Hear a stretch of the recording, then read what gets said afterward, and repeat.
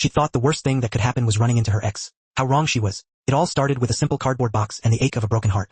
Julia was returning Derek's belongings, a few worn shirts, a tangled charging cable, and a handful of photographs, memories she no longer possessed the strength to hold onto. She hadn't anticipated the venom in his voice echoing through the sterile, empty hallway. She certainly hadn't foreseen him grabbing her wrist with bruising force, and never, in her wildest nightmares, did she imagine being shoved down a flight of stairs at nearly 10 o'clock at night, the biting Boston air of an aging apartment building chilling her skin. But someone had witnessed everything. From behind the grime-streaked glass of a cracked fourth-floor window, a man observed. He was not just any man. His demeanor was marked by a quiet stillness, a man of few words, radiating the aura of one who had seen far more blood than tears. His name was Gabriel Moretti, a name whispered in hushed tones. A mafia kingpin who had once orchestrated purges, so brutal the newspapers wouldn't dare report them. And then, he saw it. The necklace, slipping out from beneath Julia's collar. A tarnished silver pendant etched with an unfamiliar symbol. A symbol he recognized instantly. It was the mark of the Duca family, a criminal dynasty that once held the East Coast shipping lines in its iron grip before vanishing without a trace more than 2 decades ago. A family believed to have faded into oblivion, with no living heir. Until now. That night, Gabriel saved Julia's life. But in doing so, he unwittingly unearthed a truth that should have remained buried forever. Julia was not just a young project analyst, living a solitary life in a rented apartment. She was the daughter of an underworld king, the sole heir to an empire built on blood, betrayal, and the currency of silence. Now, she was being hunted by the very men who once served her father, men who harbored a hatred for him that ran bone deep. And the only person who could possibly keep her alive was the one man who understood the true depths of cruelty this world was capable of, because he had, in his own past, helped to shape it. Julia Harper was not a woman who easily displayed her emotions. At 28, with her soft brown hair and unassuming presence in her small Charlestown apartment, she led a life that most would consider stable. A good job at a promising software startup, a circle of close friends, and a mother living less than a half-hour away. But beneath that placid surface simmered a feeling of being a misplaced puzzle piece, never quite fitting in. She didn't know who her father was. Her mother had always shrouded his memory in silence. He died in an accident, was all Margaret Harper would ever say, and so Julia learned not to ask, not to demand more than she was given. She built a self-contained world, one that required no pity, a world that allowed no new wounds, until she fell in love with Derek. In the beginning, Derek seemed perfect, handsome, charming, with a veneer of success in the world of real estate. But slowly, insidiously, he tightened his grip. The phone calls became constant, the jealousy irrational, the bursts of anger sparked by the most insignificant things. It took Julia nearly a year to summon the courage to leave him. What she didn't expect was Derek's refusal to accept the end. That night, when she texted him to return his belongings, she thought she only needed to endure 10 more minutes of awkwardness, a final, fleeting exchange. She never imagined it would be the beginning of everything. She had no idea that somewhere in the city's dark underbelly, a man connected to her father's past was watching, silently observing, and that from the moment she fell, nothing in her life would ever be the same. If you're still listening and this story touches something inside you, please take a moment to subscribe to our channel, like and share this video so we can continue bringing emotional stories every day. And if you don't mind, tell me where you're watching from. Leave a comment below and let us know which corner of the world this story has reached. We truly cherish every word you share with us. The box wasn't heavy, yet Julia's hands trembled as she carried it down the long, echoing hallway toward the back stairwell of the building. Inside were the remnants of a relationship that never should have begun. 2 wrinkled hoodies still carrying the ghost of Derek's cologne, an old phone charger he had forgotten, and 3 photographs Julia no longer had the strength to look at. Nearly a year together, 3 weeks apart, and now a quiet exchange at 9:30 at night on the grimy stairway behind Derek's apartment building, simply because he refused to step foot in her place. Just leave it on the landing, she had texted, wanting this over as quickly as possible. But Derek replied, I want to talk. That should have been the warning, she thought with a shiver. Cold wind sliced through the broken window on the 3rd floor, making her regret wearing just jeans and a thin turtleneck sweater. The stairwell reeked of damp dust and stale cigarettes, the flickering bulb casting everything in a quivering, dreamlike haze. Julia climbed each step slowly, her breath turning into pale mist in the frigid air. Derek stood on the 4th floor landing, leaning against the wall, his eyes glued to his phone.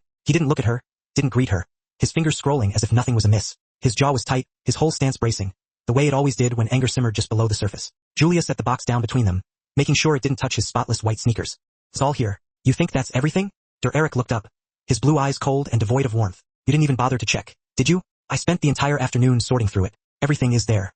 As thorough as the way you broke up with me, right? His voice sharpened, laced with a venomous edge. One text, after almost a year together. He kicked the box, sending the hoodies spilling onto the cold concrete. And that message popped up just as Jake was looking at my phone. Do you know how that made me look? Do you know what I had to explain to my friends? Julia's chest tightened. They had already hashed this out through dozens of tense messages because Derek refused to meet until tonight. You kissed someone else, Derek. At a party. How did you expect me to react?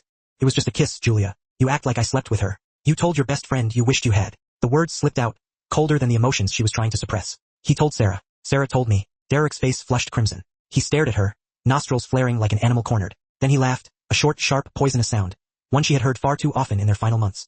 You live off gossip now. You trust strangers over the man who held you every night. I don't want to argue. Julia turned to descend the stairs. Every cell in her body screamed for her to leave. I'm sorry if you feel hurt, but I... His hand clamped around her wrist, twisting her back toward him. You're not walking away from me like that. Let go. Her voice softened, but didn't break. You're making me look like a fool, Julia. Do you understand? His grip tightened, his face inches from hers. The faint smell of beer confirmed that he had been drinking long before she arrived. Everything was worse than she had imagined. You're hurting me. Good. Maybe then you'll listen. What happened next didn't unfold in a linear sequence. It came in jagged flashes, like a damaged tape rewinding and fast-forwarding all at once. Derek pushed her, not with full force but hard enough to make her stumble. The tip of her shoe slipped off the edge of the step.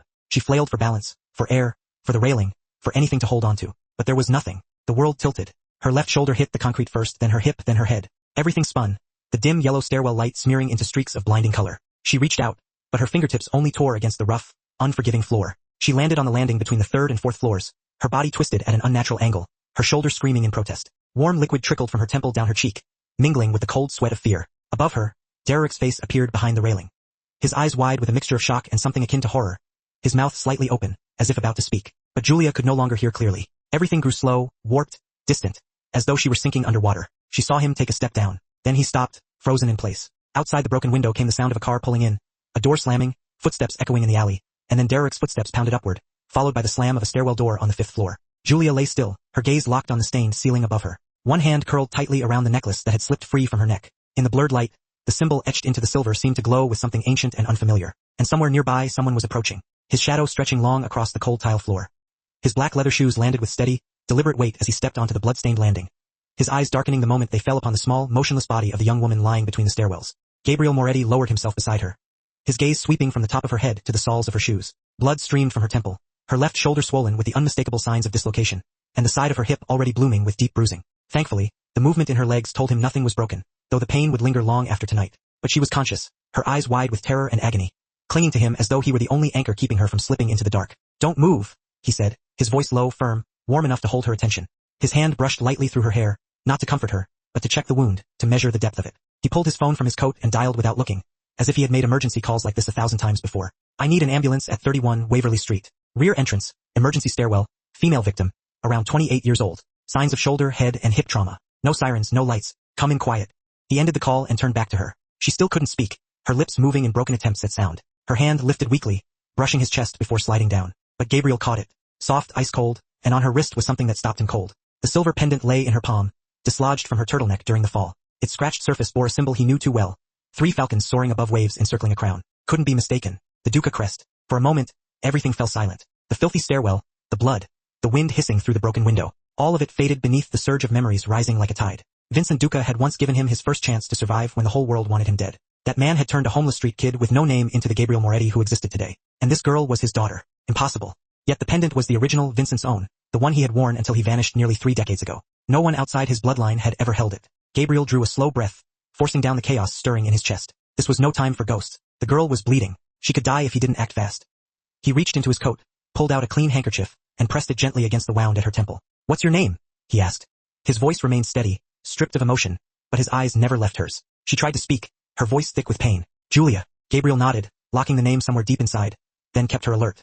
"I'm Gabriel. Stay with me. Look at me. Don't fall asleep. The ambulance is on its way." Under the dim, flickering stairwell light, he saw her lips turning pale, her gaze beginning to drift. He tightened his hold on her hand. "Julia, stay awake. You don't get to sleep." Then came the sound of wheels rolling, hurried voices, a flashlight cutting across his face. 2 medics appeared carrying a stretcher and equipment. "We received a request for no lights, no sirens. Something we should keep quiet?" one man asked, eyeing Gabriel with suspicion. "Just a family accident," Gabriel replied, his tone carrying enough authority to silence further questions. He rose and stepped aside, watching them examine Julia, stabilize her neck and shoulder, and lift her onto the stretcher. She looked back at him, frail and searching, as if she still had something she needed to ask. Gabriel followed them down to the ground floor, stopping a distance away as the ambulance pulled into the night. No siren, no flashing lights, disappearing as if no accident had ever happened. But inside him, everything had shifted. If Julia Harper truly was Vincent Duca's daughter, then tonight was not merely an accident. It was the opening gust of a storm, and he, Gabriel Moretti, whether he wished it or not, had just stepped into its eye. Julia awoke in a room washed in white, the sharp scent of disinfectant thick in the air, the fluorescent lights above forcing her to squint. Her heart pounded, her chest tight, as if she had just surfaced from a long dive underwater. She didn't know where she was, only that her left shoulder was cold and throbbing, and her head hummed with a low, relentless ringing circling her temples. Her eyes drifted right, a heart monitor beeped in steady rhythm. She was lying in a hospital bed, and 4 line pierced her right arm. Her shoulder was bandaged and immobilized, and a sharp ache pulsed along her left hip. Whenever she shifted, she moved slightly and a familiar face appeared at the edge of the bed. Gray-streaked hair pulled back neatly, pale gray eyes clouded with worry. "Mom." Julia exhaled, her throat dry as sandpaper scraping inside. "I'm here." Margaret Harper squeezed her daughter's hand, relief and fear softening her gaze. "You're safe now. You're at Street Mary's. The doctors put your shoulder back in place. It's mostly soft tissue injury and heavy bruising. Luckily, no bones are broken and your head is stable." Julia closed her eyes for a moment, as if checking her body from the inside. Everything hurt, but everything worked. She remembered Derek's eyes, the twist of her wrist, the stairs spinning in front of her like a storm, and then a man, a shadow, a face, eyes that seemed to cut through the dark. Did someone bring me here? She asked, trying to sit up, but Margaret pressed gently against her good shoulder. Yes, a man. They said he called the ambulance and stayed with you until you were taken into the ER. Where is he now? He didn't leave a name, but he left a number. Do you know anyone named Gabriel? Julia froze. She knew no one named Gabriel, but the name had drifted through her hazy dreams. He had spoken to her. She remembered that voice, calm, strong, and the eyes, those eyes were unforgettable. Mom, I need to see my necklace. Margaret frowned as if Julia had mentioned something forbidden. What necklace? The silver one with the 3 birds and the crown. Julia swallowed hard, her throat burning. The one I found in that wooden box at the bottom of your old trunk last week. Margaret's face drained of color, going chalk white. She stared at her daughter, her eyes widening with growing panic. You took it out? I'm sorry, Julia whispered, guilt rising at her mother's reaction. It was so beautiful and strange. And today, when I went to meet Derek, I thought I needed something to remind myself to stay grounded. So I wore it. I didn't think. Oh God. Margaret covered her mouth, her voice breaking as her eyes darted around the hospital room as though afraid someone might overhear. I hid it so well. I tried to bury it for more than 20 years. Why? Julia asked, pain flaring through her shoulder with each sharp breath. Why are you so afraid of a necklace and the man named Gabriel? He looked at it like he'd seen a ghost. Because it's not jewelry, Julia. Margaret's hands lowered, her shoulders sagging as though she had just lost a battle she'd been fighting her entire life. She walked to the window, staring at the gray Boston sky, her voice distant and trembling. It's evidence, the only identifying mark your father left behind before he disappeared. Margaret closed her eyes, a single tear sliding down her cheek, her voice shaking with decades of buried grief.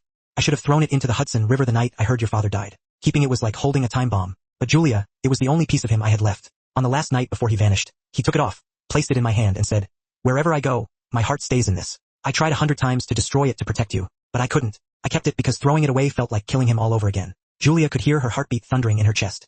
Her mother had never spoken of her father. Every time she asked, Margaret merely said he died young. Nothing more. No photos, no letters, not even a name. Mom, who is my father? Margaret turned back to her, and in her eyes, Julia saw something she had never seen before. Fear. Not now, Julia. You need to rest. Don't let your mind run. Julia stared at her mother, a rising fog of realization spreading through her chest. Something was terribly wrong. For years, she had accepted silence, believing that some stories were meant to be forgotten. But the moment she saw that man, saw the way he looked when he recognized the pendant, she understood. Her mother had been guarding a secret nearly 30 years old. And now, after the fall that nearly killed her, it could no longer be buried. The air in the hospital room thickened until Julia felt she would have to cut through layers just to breathe. Her mother still stood facing the window, her hands gripping the metal frame as though clinging to something invisible. Outside, late winter skies cast a dull gray pall over Boston.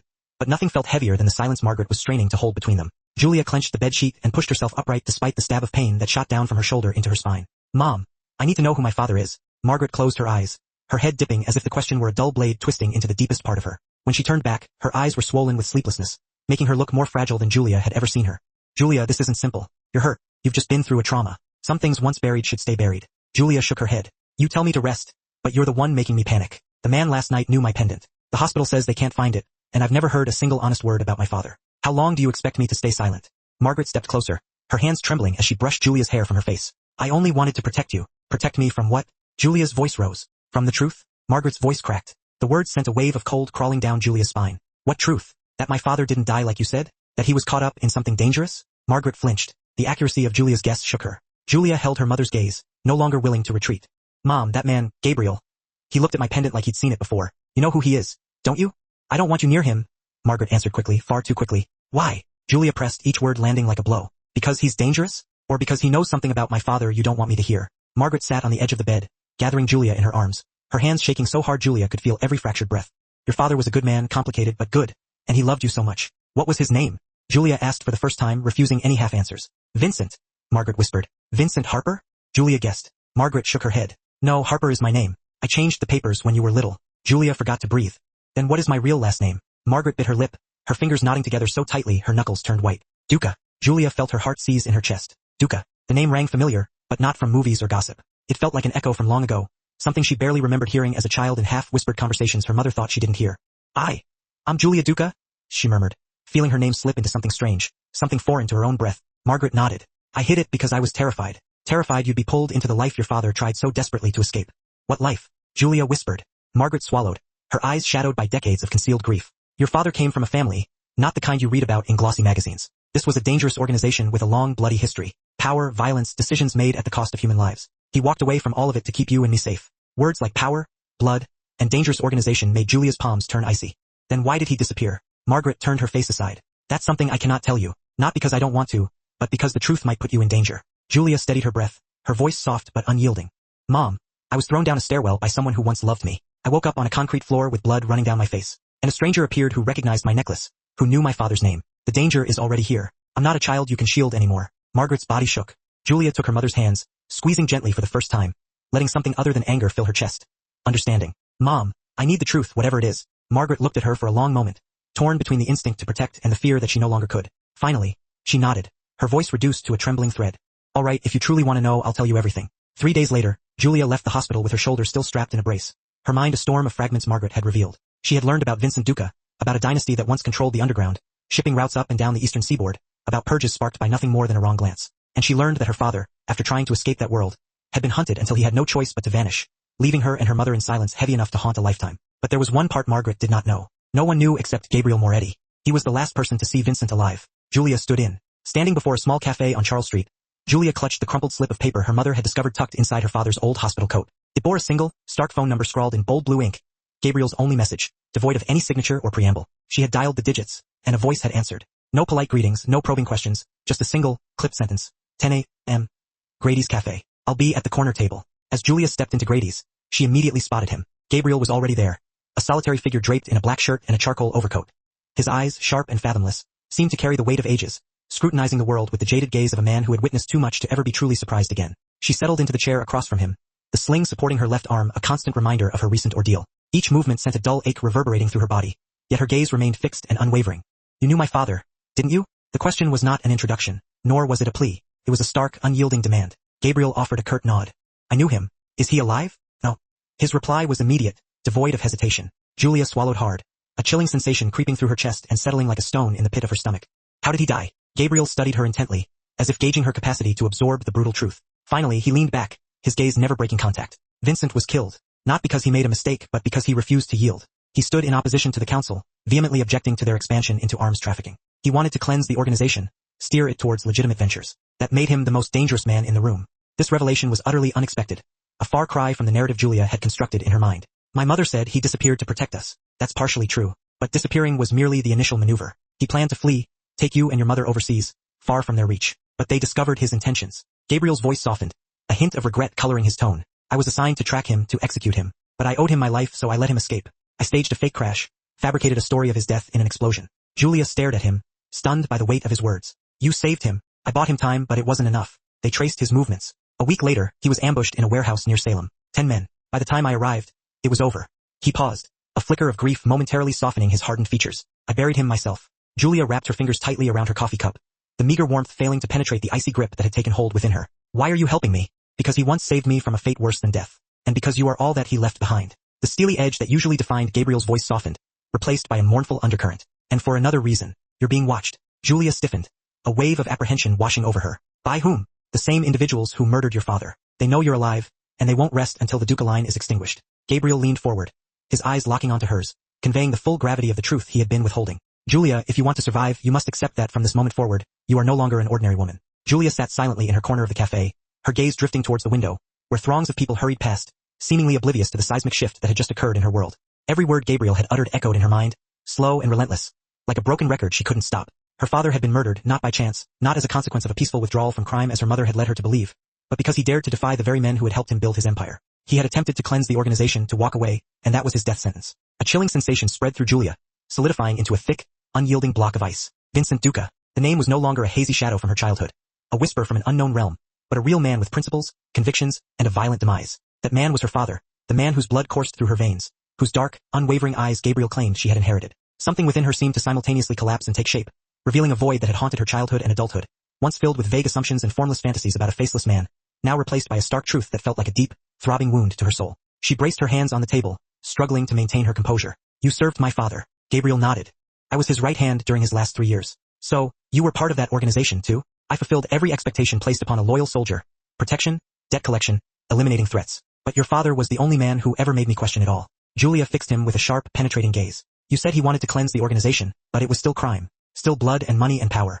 Yes, and he was fully aware of that. He never denied his past, but he desired a different future for your mother, for you. His words struck Julia with the force of a blow, stealing the breath from her lungs. As a child, she had often questioned her mother about her father, picturing him as a fallen soldier or an average man lost in an unforeseen accident. She had never envisioned a kingpin, a man at the helm of an underworld where enemies lurked around every corner. But what constricted her throat was not his position, but the fact that he had tried to escape it for her sake. My mother always told me he loved me, Julia whispered, her voice barely audible. But she never dared to speak his name. Why?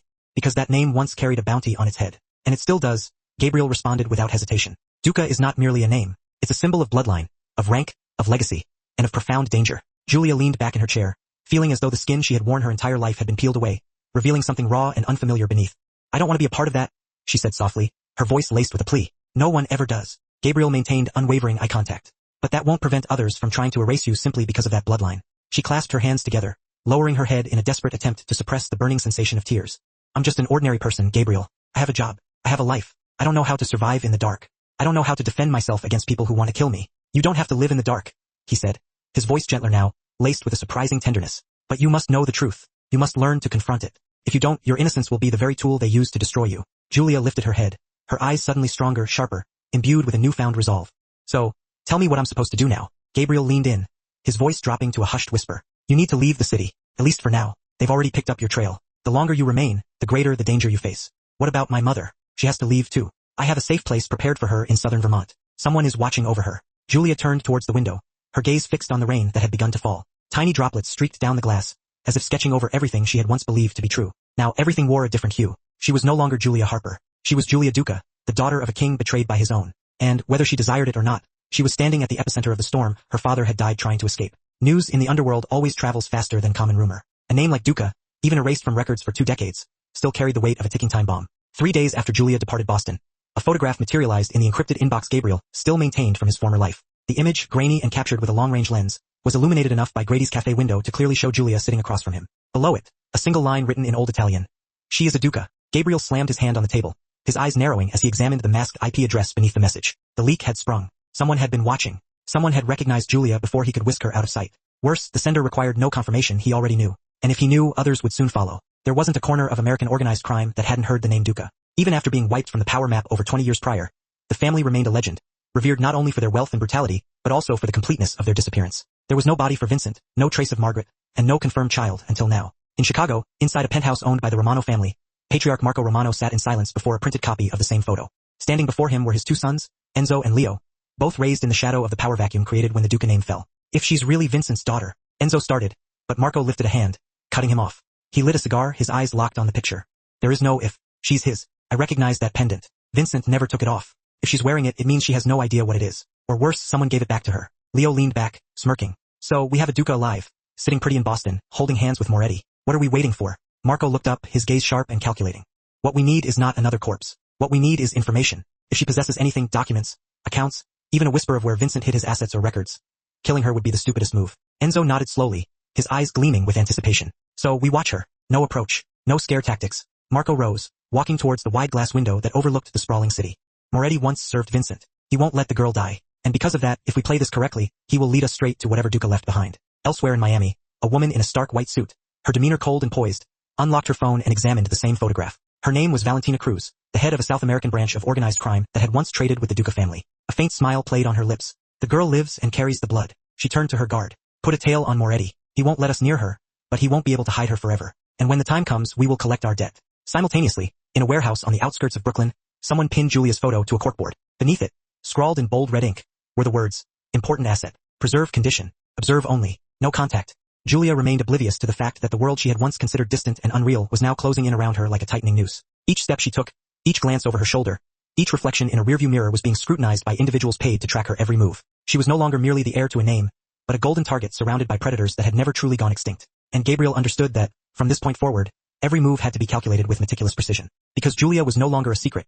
She was a declaration of war. The wooden cabin was nestled deep within the Vermont pines, more than a half-hour's drive from the nearest town, effectively isolated from the world Julia had once known. It had no house number, no cell reception, and no direct access to a main road. Only an old gravel path snaked through the snow-covered hills, where the loudest sound each day emanated from the wind slapping against the window panes or the snapping of branches beneath sheets of frozen snow. Gabriel stopped the car at the edge of the woods, switched off the engine, and glanced at her. We have to walk from here. No tire tracks. Julia nodded, wrapping an extra layer around herself before stepping out into the snow, which sank beneath her boots with a frigid bite. The cold, however, couldn't quell the storm brewing inside her mind. Everything had transpired at breakneck speed. Less than a week ago, she had been a woman with an ordinary existence, a stable job, and a familiar Monday morning cafe. Now, she was on the run from men who sought to kill her simply because she carried the blood of a father the underworld had once feared. As Gabriel pushed open the heavy wooden door, the cabin revealed itself to be simple, orderly, and strangely warm. Dark, aged floorboards, a stone fireplace radiating steady embers, a few fabric-covered chairs, and a bookshelf lined with old files greeted them. There were no paintings or decorations, everything designed for function and secrecy. Gabriel set his bag down and moved through the cabin with swift,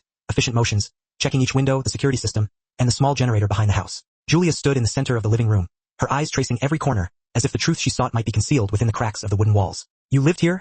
she asked. Gabriel nodded without turning around. "For a few years, when things got too hot in New York. No one knows about this place. No phone, no internet, no address, just a handheld radio for emergencies." Julia walked towards the fireplace, extending her hands towards the warmth, letting the silence envelop them. She could hear her heartbeat pounding against her ribs, each thud distinct and lonely. "How long will we stay here?" "Until I'm certain that no one can trace us, and your mother is safe. I moved her to another apartment in southern Vermont. Someone is watching over her." Julia lifted her gaze, gratitude mingling with a confusion she couldn't quite articulate. "Why are you helping me this much?" Gabriel paused, then answered slowly. "Because your father once saved me from a death that was guaranteed. And because I will not allow history to repeat itself with his daughter." She nodded, saying nothing more, but inside her, gratitude mingled with something deeper, an unease that bordered on tenderness. Gabriel was unlike anyone she had ever encountered. At times he was cold, as hard as a blade. At others he seemed quiet, attentive, displaying a gentleness he didn't intend to reveal, as though two opposing forces resided within him. One hardened beyond emotion, and the other still marked by a long-ago wound. That night, Julia lay in the small attic bedroom, wrapped in thick blankets, listening to the wind scrape across the roof. She couldn't sleep.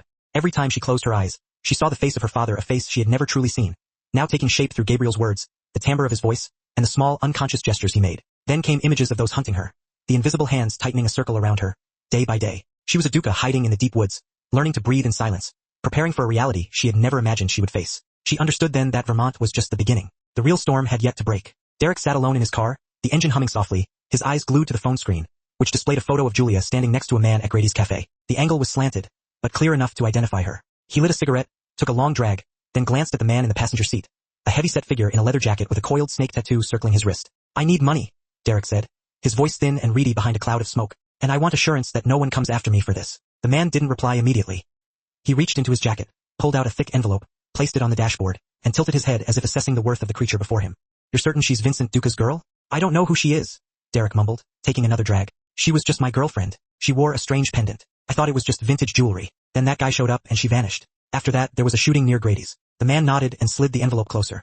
50,000. "If she's the one, you live. If not, you should start thinking about a new name." Derek grabbed the envelope, its weight causing his hand to tremble with greed. He had once loved Julia, or at least believed he did, until everything fell apart. The look she gave him that night after he shoved her, colder than the snow piling outside her building, had cut him deeper than any physical blow. Yet, a part of him still twisted with guilt. She had once laughed when he botched their morning coffee, once left small sticky notes on the fridge reminding him of ridiculous things. And now, he was selling her out for cash and a grudge that had never fully healed. The man pulled out another phone and turned the screen towards Derek. A photo of a snow-covered cabin in the woods appeared. "We picked up a heat signal with the drone. Not many people know about this place, but word is Moretti used to hide out around here." Derek swallowed hard. Is she okay?" The man looked at him with a chilling indifference. "If you cared, you shouldn't have thrown her down the stairs." Derek fell silent. For the first time all night, he felt insignificant, like a gust of wind lost in a raging storm. Without another word, the man opened the door and stepped out, leaving Derek alone with the darkness, the money, and the guilt crushing his chest like a stone. Deep in the Vermont woods, Julia had no idea that her trail had already been revealed, and the man who had once declared his love for her had just placed her in the hands of people who killed without hesitation. The season's first blizzard struck Vermont on Wednesday night, bringing violent winds and thick gray skies that weighed heavily on the air, making it difficult to breathe. Julia sat near the fireplace, clutching the notebook Gabriel had left on the table after their morning training. She had never imagined learning how to handle a firearm, decipher tactical maps, or analyze an enemy's entry points. But now, these were skills she needed to survive. Gabriel was outside behind the cabin, testing the perimeter alarms and resetting the traps before the storm worsened. Neither of them suspected that it was already too late. The distant howl of wolves was drowned out by another sound, deeper and heavier, that did not belong in this forest. A soft hiss, followed by 3 faint metallic clicks emanating from beyond the treeline. Julia lifted her head, staring towards the window. She stood slowly, her heart pounding harder as a moving light cut across the trees. It was not fire, nor a regular flashlight, but the infrared glow emitted by tactical helmets. She ran to the back door, shouting for Gabriel. He was gone from the yard, but 2 seconds later, he dropped from the roof, grabbed her, and pulled her back. "They're here," he said quickly, moving to the fireplace wall and pressing a wooden panel. The entire section slid aside, revealing a narrow underground passage. "Go. Don't look back. Follow the map to Safe House 2. "What about you?" she cried. "I'll buy us time. Go, Julia. No one can know you're alive." But the shattering of glass cut his words short. A smoke grenade rolled across the living room floor, releasing a burning chemical haze. Gabriel shoved her into the passage and slammed the hidden door shut. She heard only one final word from him. "Live," before everything above her erupted into chaos. Thick smoke filled the cabin as Gabriel dove behind the kitchen counter, rolling past the table and drawing his gun. 2 shadows stormed through the front door, rifles raised. Gabriel didn't hesitate. 2 clean shots and both men fell before they could even locate him. Footsteps thundered through the snow outside. Glass shattered again. Gunfire cracked through the walls. A bullet tore across Gabriel's arm, leaving a deep, bloody gash. But he didn't falter. He spun, rushed through the side exit, and flanked the man hiding behind a pine tree. They were numerous, at least 5 still standing, armed like professional mercenaries. But Gabriel was no ordinary man. He had survived the darkest battlegrounds of American organized crime, had faced death enough times to know when to strike and when to vanish. Under the cover of darkness, he lured them farther away from the cabin. Every bullet was a calculated delay, not aimed at killing them all, but at buying her precious minutes. Underground, Julia ran as if hell itself pursued her. The tunnel was long, tight, and cold, the dim beam of her flashlight wavering against the wooden walls. She didn't know how far she had traveled, only that her feet were bleeding, her throat was raw, and her thoughts were a blur of fear for Gabriel. When she finally reached the second exit, a steel hatch hidden beneath a hollow tree, she pushed it open with the last of her strength. No one was waiting, no sound but the wind and falling snow. Julia collapsed to her knees, tears streaming uncontrollably. But she couldn't go back. She didn't know if Gabriel was still alive. All she knew was that if he had risked his life to save hers, her life no longer belonged solely to herself. In that moment, she made a silent vow. She would never be afraid again. The Duca blood within her had awakened, and she would not allow a single soul to survive if they dared to lay a hand on the man she loved. Julia staggered down the narrow, snow-covered forest path, her feet raw and bleeding, her hands trembling not only from the cold but from the frantic struggle within her chest to hold on to one more breath. She didn't know if Gabriel was still alive or lying injured inside the cabin she had fled. But deep in her heart, something told her he hadn't abandoned her. He had never abandoned her, not once. And this time would be no different. She reached a small wooden shack buried deep in the woods, marked as Safe House 2 on the map Gabriel had so carefully prepared. The key lay beneath a large stone by the porch, exactly as he had instructed. When she opened the door, Julia found a simple but fully stocked shelter. Dry food, a fireplace, oil lamps, a few maps, and a thick folder left on the table. On its cover was written a single line. When you're ready. Julia sat down, opened the folder, and was immediately drawn in. Old photographs were carefully taped in place. Some were of her father, Vincent Duca, standing among men she had never seen before. Some wore tailored suits, others leather jackets, each of them carrying a hardened power in their eyes, cold and unforgiving. There were pictures of Margaret, her mother, smiling brightly in Vincent's arms before a red brick house from their early years. Accompanying the photos were handwritten notes in Gabriel's handwriting. He had recorded every event in order, from the day he joined the organization and Vincent took him under his wing to the moment he chose to betray the leadership to save Vincent, and later to save her. There was no embellishment, only truth and a quiet ache woven through every pen stroke. Each page scraped against her heart. But somehow, those truths began to warm something that had been frozen inside her for far too long. Gabriel had believed in her father. Julia had believed in her father, in Gabriel, in the loyalty that ran deeper than blood. And now, the weight of their faith settled on her shoulders, a challenge and a responsibility. It was her turn to believe in her own strength, her own resolve. She closed the folder, the worn leather warm beneath her fingers. Taking a slow, deliberate breath, she stepped out onto the porch, lifting her face towards the muted, snow-filled sky. The storm hadn't entirely passed, but the blinding white fury had softened. The world was beginning to resolve itself, the faint promise of light threading like silver through the dense, snow-laden branches above. She realized with a stark clarity that in the darkest, most desperate hours of her escape, the only anchor she'd had, the only thing that had kept her from being swept away by the storm, were the people who had loved her, who had believed in her when she couldn't believe in herself. Gabriel had risked everything, wagered his very life for hers, without hesitation. Margaret, her mother, had endured decades of silence, living a life of quiet anonymity to protect her from a hunter she had never even known existed. And Vincent, her father, though dead for decades, had still left behind a legacy, a shield of sorts, that no enemy could ever truly deny. Julia stepped back inside the cabin, the rough wood cool against her skin. Methodically, she cleaned her wounds, the stinging a sharp, grounding sensation. She changed into dry clothes, the familiar weight of denim and flannel a small comfort. She lit the fireplace, the crackling flames chasing away the lingering chill. She heated a small bowl of canned soup, the simple, salty broth warming her from the inside out. Rummaging through a drawer, she found a handheld radio, its surface scratched and worn. She recognized the telltale signs of an encoded frequency. With a deep breath, she switched it on. The static hiss a stark reminder of the world beyond the cabin walls. Gripping the microphone, she spoke, her voice steady, unwavering, surprising even herself. Gabriel, if you can hear this, I'm alive. I'm at Safe House 2. I won't give up. I won't run anymore. My name is Julia Duca, and if the world wants a war, I'll show them whose blood I was born from. She set the microphone down, the weight of the words settling in the silence. She leaned against the wall, still clutching Gabriel's notebook as if it were a fragment of his soul, the last tangible link to the man who had seen her for who she truly was. For the first time in days, she closed her eyes without the immediate threat of nightmares clawing at her. She didn't know what tomorrow held, what dangers lay ahead, but she knew one thing with absolute certainty.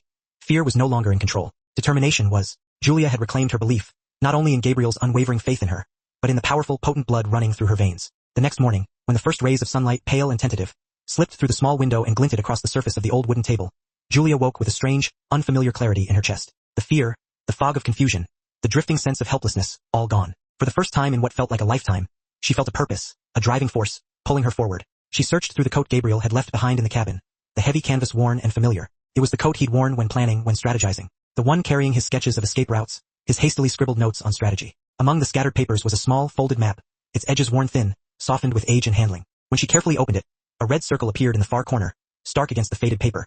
Beside a single, handwritten line, Dorchester Bank, Safe Deposit Box 618. Beneath it, a string of numbers seemingly random. But Julia knew immediately that it wasn't. It was a passcode. And it was the place Gabriel had once, in a moment of rare vulnerability, told her to go if he ever disappeared, if something ever happened to him. For hours later, Julia stood before the imposing gray marble building in the heart of Dorchester, nearly a 3-hour drive from the secluded safety of Vermont. She wore a simple knit cap pulled low over her brow, dark sunglasses that obscured her eyes, and a long, unremarkable beige coat that blended seamlessly into the urban landscape. She checked the rearview mirror every mile of the journey, her senses on high alert.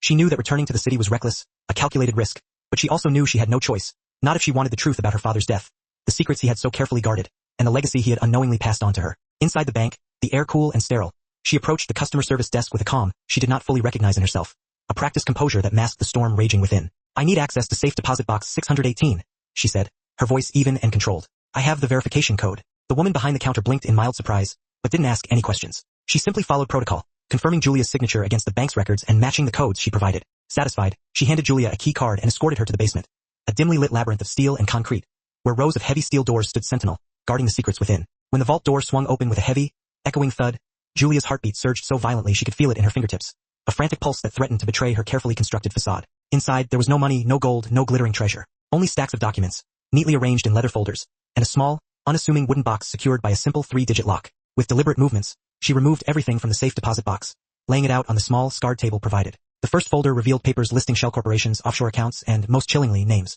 Names familiar to journalists, politicians, and criminals alike, all meticulously tied to decades-long international money laundering operations. Julia turned the page, her breath catching in her throat as she saw signatures on transaction records. Vincent Duca, her father's name, stark and undeniable, amidst the intricate web of deceit. But what chilled her wasn't just the names themselves. It was the Swiss bank accounts listed beside them, along with permanent access codes. A chilling realization dawned. She quickly cross-checked several of the numbers with publicly available financial reports on her laptop. They matched. She went still, her mind reeling. These accounts had not been closed after her father's death. They were still active, quietly accumulating interest, hidden from the world. They were the original black funds, the river of dirty money from 30 years ago that had been laundered clean and funneled into today's legitimate real estate empire, the empire owned by Marco Romano. Her father had not left behind mere evidence of a crime. He had left the key, the only key, to freeze the empire's entire fortune, to bring it all crashing down. If what she held in her hands was real, then a vast section of the underworld, including the Romano family and the sprawling crew syndicate in Miami, was standing on the edge of collapse, waiting only for this information to surface, to be brought into the light. Julia's hands trembled slightly as she opened the small wooden box, the aged wood smooth beneath her fingertips. Inside was a single, folded letter. The ink had blurred in places, as if the writer had paused many times, struggling to find the right words. "My beloved Julia," it began, the handwriting undeniably her father's. "If you are reading this, it means I am no longer here to tell you in person. I am not proud of the path I walked, but I am proud that I loved you with everything left in me. Everything in this vault is evidence I gathered when I realized my own family was rotting from within. I once thought I could trade it for our freedom, but in the end, I kept it because I did not want anyone to use it against you. If you choose to follow my road, do it for truth, not revenge. If you wish to leave everything behind, burn it all and live. But if you choose to fight, never bow.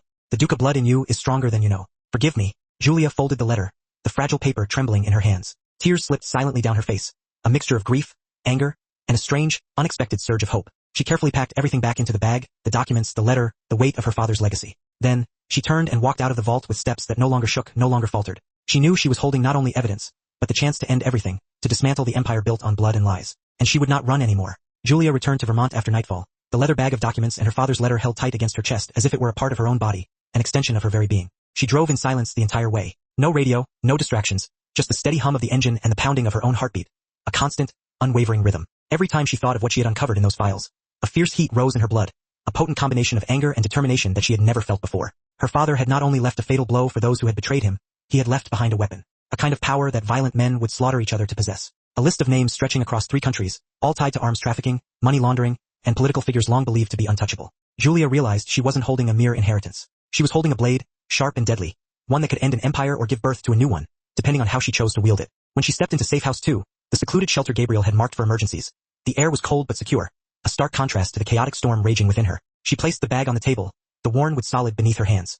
She spread out the documents like a soldier laying out weapons before battle, each file a carefully honed instrument of destruction. She organized them by theme, marking connections between factions using the symbols Gabriel had taught her, the secret language of their world. As she unfolded a creased sheet, her fingers brushed against something unexpected. She noticed a flat, metal container taped to the back, its surface smooth and cold. Inside were no hard drives, no modern memory cards, no digital footprints. Instead, 3 rolls of microfilm carefully sealed in moisture-proof lead tubes, and 2 microcassettes, the kind used only in covert intelligence operations in the 1990s, relics from a bygone era of espionage. Back inside the cabin, Julia dug through Gabriel's old equipment, her fingers tracing the outlines of forgotten tools. She found a dusty handheld microfilm reader, its lens cracked but functional, and a specialized tape deck, its buttons worn smooth with use. When the projector light shined through the tiny strip of film and cast onto the rough wooden wall, black and white images appeared with startling clarity. Handwritten ledgers, surveillance photos taken in the shadows of the docks, and flowcharts of underground money routes from decades ago. She connected the tape deck to her laptop, painstakingly converting the analog signal to digital. The hiss of old magnetic tape filled the quiet room, a sound that transported her back to a different time, a different world. And then, Marco Romano's younger voice came through, unmistakable, smooth and confident, as he negotiated a laundering deal with an advisor to a prominent politician. The next recording was Valentina Cruz, her voice cold as steel, ordering the elimination of a witness, every word captured, every crime preserved. Julia knew that if these tapes reached the press or federal agencies, the entire structure those people had built, the edifice of lies and deceit, would collapse in a domino effect of arrests, bankruptcies, and ruined legacies. But she also knew that if she released them, she would instantly become the #1 target, the most hunted person in their world. No one let a person with this kind of knowledge live for long. This wasn't about justice, not the sanitized, romanticized kind people wrote about in law books. This was a power struggle, a brutal, unforgiving game. And in that world, survival belonged to the one who knew the most and feared the least. Julia stared at the screen, the images blurring before her eyes. Slowly, deliberately, she closed the laptop, the soft click echoing in the silence. She wasn't afraid. She wasn't hesitating. Her blood was guiding her, not toward blind vengeance, but toward an ending. She would not simply hand this over, relinquish control of her destiny. She would use it, not to build a throne of her own, but to reclaim what was stolen from her father, freedom, dignity, and the truth. She was Vincent Duca's daughter, and this time she would not simply survive. She would make the world listen. Julia sat motionless before the glowing fire, the warm light softening her pensive features while her dark eyes reflected something both determined and deeply wounded, a complex tapestry of emotions. The files waited on the table like soldiers awaiting orders, silent and obedient. In her hand lay her father's letter, the ink-blurred lines whispering from the past, a constant reminder that every choice came with a price, that every action had consequences. Julia knew she could end all of this by stepping away, by severing all ties to this dangerous legacy. She could burn every file, every document, disappear off the map, change her name, her passport, her entire life, leave America, and begin again, reinvent herself. She had imagined it more than once on the long, cold night, when the wind howled through the cracks of the cabin like a tempting voice, luring her towards oblivion. But the more she imagined it, the more her stomach twisted, not from rage, but from the quiet flame her father had once carried, the unwavering belief that truth mattered, that some things were worth standing up for, even if it meant blood, grief, or sacrifice. If she walked away now, if she pretended none of this was her burden, then Vincent's sacrifice, and Gabriel's unwavering loyalty, would all mean nothing. Julia rose and walked to the large map pinned behind the door. A detailed chart marked with the routes and hideouts Gabriel had once used, the secret pathways of their world. She circled 3 cities in red, Chicago, Miami, and New York. 3 pillars of the criminal network tied to her father, 3 places where his influence had been strongest, and where his betrayal had cut the deepest. But now, each of those points was a target, a place she would confront, not with bullets and bloodshed, but with the unwavering truth she held in her hands. She knew she couldn't do this alone. She needed allies, people who couldn't be bought, bullied, or bent to the will of others. She remembered a name Gabriel had once mentioned, a name spoken with a hint of respect and a trace of caution. Henry Keats, a retired federal agent who had secretly collaborated with Vincent during the years he gathered evidence. A man who had turned down a promotion to preserve his independence and integrity, a rare breed in their world. She flipped through the files until she found the right page, an old contact log between Vincent and Henry, an address in Albany, New York, and a single, handwritten line, contact only if you truly trust. Julia wrote it down, the ink black against the white paper. She packed the documents, the tapes, the microfilm, and her father's letter into a small backpack, the weight a constant reminder of the burden she carried. Before she left, she paused in the center of the room, looking around as if memorizing every wooden beam, every shadow, every detail of the place that had become her sanctuary. This place had been her refuge, her training ground, the place where she had rediscovered her voice after losing everything. She didn't know if she would ever return, but she knew one thing with absolute certainty. Once she stepped out of the cabin, she would never again be the woman who lay broken at the bottom of a stairwell, helpless and lost. She had chosen her path. She would not wait for rescue. She would walk straight into the storm, head held high, with her name, her face, and the truth she held within her. The world might have believed the Duca line was dead, extinguished forever. It was time they learned otherwise. The heir had returned, not to inherit darkness, but to extinguish it with the very flame her father had ignited, but never had the chance to carry. And she would do it her way with a new set of rules. No unnecessary bloodshed, but no retreat. Julia Duca had made her choice, and no one would undo it. Julia had just reached the outskirts of Albany when the encrypted phone Gabriel had left her, a relic from a different era, began to vibrate urgently. A single coded message flashed on the screen, stark against the black background. When she decoded it, 5 chilling words appeared, sending a wave of icy dread through her veins.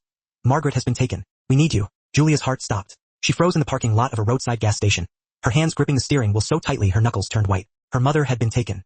The woman who had lived in silence for nearly 30 years, who carried the weight of losing her husband, who rebuilt her life under a false name just to protect her daughter, was now in enemy hands. Julia didn't need to ask who had done it.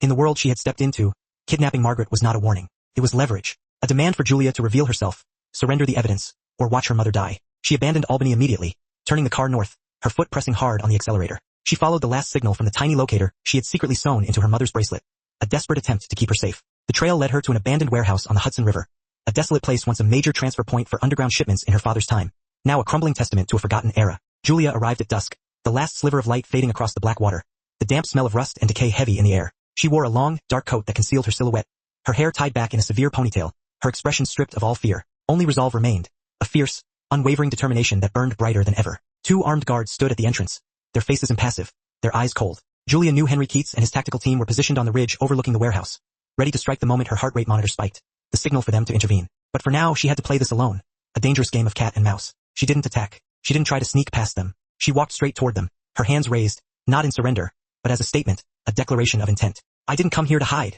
she said, her voice sharp, cold, and unwavering. My name is Julia Duca. I'm here for my mother. One guard made a call, his eyes never leaving her face. Then he signaled her inside, the metal gate scraping open with a jarring screech. The warehouse was dimly lit, the flickering fluorescent lights casting long, distorted shadows that danced across the walls. The air was thick with the smell of mildew and decay. Margaret sat tied to a chair in the center of the vast, empty space, her hair disheveled, a trickle of dried blood at her lip, but her eyes were steady and calm, reflecting a strength that mirrored her daughter's own. Standing in front of her, blocking her path, was Enzo Romano, the right hand of Marco, the man whose cruelty was whispered even in the darkest corners of the underworld. He smiled, but the expression was devoid of warmth, a mere baring of teeth. So the princess finally arrives. Julia didn't answer. She walked closer, her gaze fixed on her mother, searching for any sign of lasting harm. Mother. Margaret was alive but weak. The sight of her bound and injured ignited a fierce rage within Julia, but she swallowed it back, refusing to give Enzo the satisfaction. What do you want? She asked, her voice as cold as the river outside. Enzo shrugged lightly, a gesture of casual indifference. Nothing dramatic, just everything your father left behind. The files, the accounts, the lists. Hand them over and your mother walks free. He leaned in, his voice dropping to a menacing whisper. Refuse and she won't live to see sunrise. Julia reached inside her coat and placed a silver USB drive on the metal table between them, the object glinting in the dim light. She lifted her chin, her eyes locking with Enzo's. It's all here, she lied, her voice unwavering. And the moment Enzo reached for the USB, his fingers brushing against its cold surface, Julia knew the war had truly begun. What is this? Enzo frowned, suspicion tightening his features. Your father died back when people still used fax machines. Don't tell me he left you something like this. My father left the originals, the microfilm, and the cassette recordings your people believed were burned decades ago. Julia replied, her voice sharpening, her gaze cutting like a blade. This is the digital copy I made this morning, the only one I brought. But I didn't come empty-handed. She lifted the phone she had been holding, its screen glowing with a countdown clock, rapidly ticking backward, each second bringing them closer to the precipice. I set up an automated, cloud-based email sequence. Every 30 minutes, I have to enter a safety verification code to reset the timer. If I don't because I'm dead, unconscious, or tied up, then the moment this clock hits 0, the system will automatically send every file in this USB to 5 federal agencies and the 3 largest newsrooms in the United States. Julia stepped closer to Enzo, her voice turning glacial, her words hitting him like a physical blow. The last time I entered the code was 25 minutes ago. You have exactly 5 minutes to decide. Release my mother right now, or prepare to see your name on the front page of the New York Times tomorrow morning. Your choice. Enzo froze, his eyes narrowed at the screen as the numbers continued to slip away, each tick a death knell for his carefully constructed world. Something in the way Julia stood, the unwavering steadiness of her voice, and the relentless pressure of the ticking clock, made him step back without meaning to, a subconscious acknowledgement of the power she now wielded. Julia was no longer the lost daughter of Vincent Duca, caught between two worlds, unsure of her place. She had become a real player, a force to be reckoned with, one who used technology with the precision of a gun held to his head. A taut minute passed, stretched thin like a wire about to snap. Then, Enzo gave a strained, reluctant laugh, a sound that held no humor, only grudging respect. He gestured for Margaret to be released, the movement jerky and unwilling. Margaret staggered when the ropes were cut, her legs unsteady after hours of confinement. But Julia reached her in an instant, bracing her with one arm while her other hand entered the reset code deliberately, calmly, letting Enzo watch every motion as a final warning, a demonstration of the power she now held. Julia did not look back as they left the warehouse, her arm a protective shield around her mother. She knew the game had shifted irrevocably. She had just won the first round, not with blood and violence, but with nerve and calculated risk. But what lay ahead would be far harsher, and she was ready. The meeting room lay deep beneath the basement of an old Brooklyn hotel, a place where tycoons and gangsters had held clandestine negotiations for nearly half a century, its history etched into the very fabric of the walls. Thick stone, dim amber lighting, and black leather chairs had witnessed more betrayals than any courtroom ever had, absorbing the secrets and lies that had been whispered within its confines. Tonight, 9 chairs were filled, the occupants tense and uneasy. Marco Romano, Valentina Cruz, Enzo, and representatives from branches stretching from Boston to Houston sat in cold silence. No laughter, no whispered conversations, no pretense of camaraderie. The air was thick with gunpowder tension, heavy with unspoken accusations and simmering resentment. The door opened and Julia walked in, her pace unhurried, her chin lifted, her gaze unwavering. Dressed in black, her hair loose around her shoulders, she carried only a slim folder and a single USB drive, the tools of her new trade. She stood at the center of the room, a lone figure against a backdrop of power and corruption. She needed no introduction. They all knew who she was, the ghost of a past they had tried to bury. Julia looked each person in the eye, her gaze lingering on Marco and Valentina, the architects of her father's downfall, the keepers of the secrets that had haunted her for so long. Then, she spoke, her voice so clear and steady that it chilled the room, silencing the whispers of doubt and fear. I am not here to negotiate, she said, each word a deliberate strike. I am here to give you a choice. She placed the folder on the table and opened it, revealing partial copies of the documents from her father's vault, the secrets she had unearthed in the darkness. All encrypted, but enough for any person in that room to understand how devastating the full archive would be, how thoroughly it could dismantle their world. Julia continued, her voice unwavering, each word slicing through the heavy silence like a razor. Either you end all ongoing operations, shut down the laundering routes, stop supplying weapons, withdraw from the political networks my father once tried to dismantle. In return, I stay silent. The past ends here. Her gaze hardened, her eyes flashing with an intensity that made even the most hardened criminals shift uncomfortably. Or I send the full access codes to Trust Fund 88 to Interpol and the IRS. Do you think federal agents care about murders from 20 years ago? No. But they will care very much when they learn that 40% of your current campaign funds and real estate portfolios flow from an undeclared laundering account. She leaned forward slightly, her voice dropping to a steady, lethal whisper. If I expose this, you won't just go to prison. You will lose everything. Your empires will collapse within 24 hours when your assets are frozen worldwide. And I promise you, no one will save you. Marco leaned back in his chair, his expression a mask of controlled fury. He smirked, attempting to regain control of the situation. Who do you think you are to give orders here? You're a girl who hasn't lived through a real war. Julia held his gaze without blinking, her voice a low, dangerous murmur. But I am Vincent Duca's daughter, and I am still alive. The words detonated in the room like a silent bomb, shattering the carefully constructed facade of power and control. Valentina's fingers clawed at the armrest, her knuckles white. Enzo looked away, unable to meet her gaze. None of them expected her to push this far, to challenge them so directly. None of them believed she would dare to gamble everything, to risk her own life for the sake of the truth. Marco rose and moved toward her, his eyes narrowing, his body radiating menace. And if we refuse? Julia didn't retreat. She stood her ground, her voice unwavering. Then everything burns together. She stepped back, turning her back on the assembled leaders of the underworld.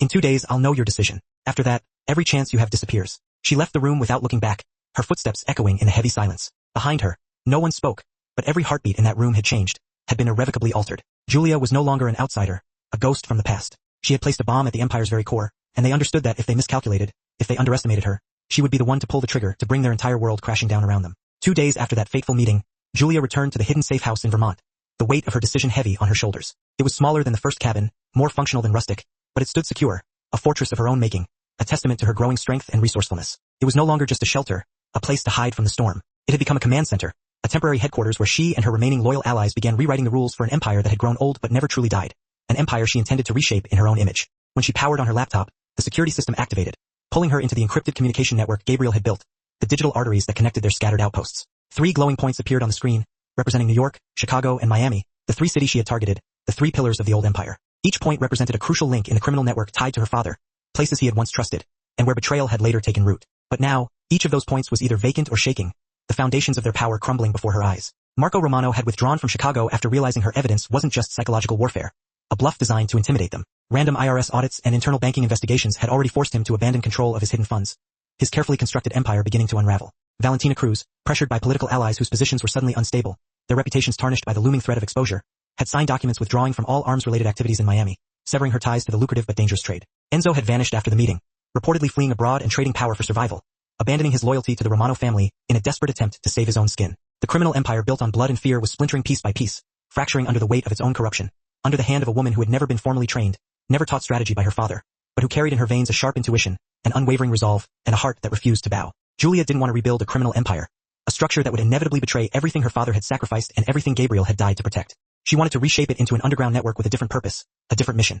To dismantle the dirty organizations from within, to protect those trapped inside with no way out, to offer them a chance at a new life. She contacted Henry Keats, the retired federal agent who had once worked with Vincent, the man who had remained untainted by the corruption that had consumed so many others. After tense conversations, filled with careful probing and cautious trust, Henry agreed to become her advisor, helping her analyze and restructure the flow of information, to turn the empire's own secrets against itself. She summoned the old loyalists, the drivers, the former operatives, the network engineers, the security specialists, the men and women who had been forced to the margins after her father's death, abandoned by the organization they had once served. They returned, not for profit or power, but out of respect for the Duca name, a loyalty that ran deeper than fear. They did not kneel before her. They shook her hand, their eyes filled with a mixture of hope and determination. She established 3 secondary bases, each with its own distinct purpose. One in Brooklyn for intelligence analysis, a hub for gathering and processing information. One in Vermont for defense and logistics, a secure base of operations for planning and execution. And one small office in Boston, operating as a legitimate legal front, a shield against unwanted attention. Cameras monitored every room, recording every interaction. Every meeting required 2 witnesses, ensuring transparency and accountability. She introduced a new law, a code of conduct that governed their actions. No bloodshed without her explicit approval, no harm to civilians. Anyone who broke the rule was immediately removed from the network, banished from their ranks. For the first time, a criminal underworld infrastructure operated on honor instead of fear, on loyalty instead of coercion. Julia also began redirecting recovered funds into re-entry programs for people looking to escape organized crime, offering them education, job training, and psychological support, helping them to build new lives, free from the shadow of their past. She refused to let her father's world repeat its same cyclical patterns of violence and exploitation, determined to break the chain, to offer a different path, a chance for redemption. The bloody cycle had run its course. Derek's 30 pieces of silver proved worthless in the end. When the empire's corruption surfaced, he was caught in the undertow, a minor player facing the full force of the storm alone. Bankrupt and forgotten, he stood trial, the Duca name no longer a feared curse, but a testament to a new beginning. One rare evening, free from the incessant barrage of emails, encrypted messages, and urgent calls that defined her life, Julia found herself alone by the fire. On the table, a faded photograph captured a moment of youthful joy, her father, Gabriel and Margaret, all laughing, their faces radiating a happiness that seemed impossibly distant now. She wondered how long she could maintain the delicate network she had painstakingly built. The fear lingered. Would someone, someday, come to tear it all down? But for now, in this tranquil moment, she allowed herself to acknowledge the impossible. She had not sought revenge. Instead, she had reinvented. The empire that once sought to consume her now stood humbled, beneath the banner of a leader forged in the fires of betrayal, tempered by loss, and fueled by unwavering hope. Julia Duca, the daughter born of shadows, had finally emerged into the light, unbowed and unbroken. On an early autumn morning, as the maple trees began their transformation into a blaze of gold and a delicate mist still clung to the Vermont woods, Julia stepped out of the old cabin. A rare and profound sense of peace settled gently across her chest. The sky above was no longer heavy and bruised, as it had been in the agonizing days before, but clear and open, a mirror reflecting the newfound clarity within her own mind after everything she had endured. After the crushing loss, the sting of betrayals, the soul-deep pain, and the countless nights when she doubted she would ever witness another dawn, Julia was no longer the vulnerable young woman who had been so callously thrown down a stairwell on a frigid night. She had risen, reclaimed the truth that had been stolen from her, protected the people she loved with unwavering resolve, and reshaped a world built on shadows into one that now held the promise of opportunity, honor, and a guiding light for those lost in the darkness. She was the architect of her own destiny. She needed no one to chart her course. She was the one drawing the map. The Duca Empire was no longer the insidious network of smuggling and violence it had been in the past, but an underground organization driven by a clear and unwavering purpose. Dismantling corruption wherever it festered, offering refuge to those who had been swallowed by the underbelly of society, and providing second chances to those who desperately longed for a fresh start. Julia hadn't changed the entire world, but she had irrevocably altered the way a part of it functioned, and that, in itself, was a quiet and profound miracle. Margaret, her mother, now resided with her in Vermont, spending her mornings in quiet contentment, making tea, losing herself in the pages of beloved books, and sometimes holding her daughter in a long, silent embrace, a wordless communion that transcended all understanding. Gabriel, who everyone believed had perished in the inferno of that fateful raid, returned unexpectedly one winter afternoon. As snow fell thick and soft outside, blanketing the world in a pristine white, he stepped into the cabin, thinner, quieter, walking with a slight limp. A faint scar, a permanent reminder of the past, traced the line of his jaw. He had not died in the flames that night. A loyal former soldier of her father, a man who had always watched over the family from the shadows, had risked his own life, throwing himself into the collapsing building and dragging Gabriel out mere moments before the roof caved in. It took nearly 6 months of agonizing recovery, bedridden in a hidden clinic nestled on the Canadian border, battling infection and wounds that threatened to claim his life, before he regained enough strength to find his way back to her. Standing before her now, his eyes were still the same, still holding the spark that ignited something deep within Julia's chest. Words were unnecessary. A single, heartfelt embrace conveyed everything that needed to be said. Julia had once believed that destiny was an unyielding force, carved in stone long before she ever took her first breath. She saw herself as merely a victim, trapped by a past she did not choose and a bloodline she could not escape. But this arduous journey had taught her a different, more profound truth. Destiny does not reside in the hands of fate. It resides in the choices each person makes, in the unwavering determination to rise above adversity. Anyone can be hurt, broken, lost, but true strength lies not in avoiding falls, but in the way one rises and continues forward, even when the world seems determined to push them back down. Julia's story is a powerful reminder that you do not need to be perfect, nor do you need to be strong from the very beginning. You only need to be braver than your fear. You may come from a place filled with wounds, carrying scars that will never fully fade, but what truly matters is that you refuse to let them define you. And if you are lost, if you find yourself wondering who you are in the vastness of this life, remember this. You have the inherent right to rewrite your own story, even when the world insists on writing it for you. Thank you for listening to this deeply emotional journey today. If Julia Duca's path resonated with you, please subscribe to our channel. Click like and share this video so that more people can find inspiration in a story that transcends the criminal underworld. A story about unwavering faith, profound rebirth, and the quiet, indomitable power of rising above one's past. How did you feel about Julia's journey? Did it remind you of something in your own life? We would be honored to read your thoughts, your reflections, and the fire truths that come from your heart in the comments below. Every word you share fuels our passion to continue telling meaningful and heartfelt stories. Thank you for walking with us through this chapter. Wishing you and your loved ones good health, joy, peace, and fulfillment in every moment of your days. Goodbye, and we hope to see you in our next video.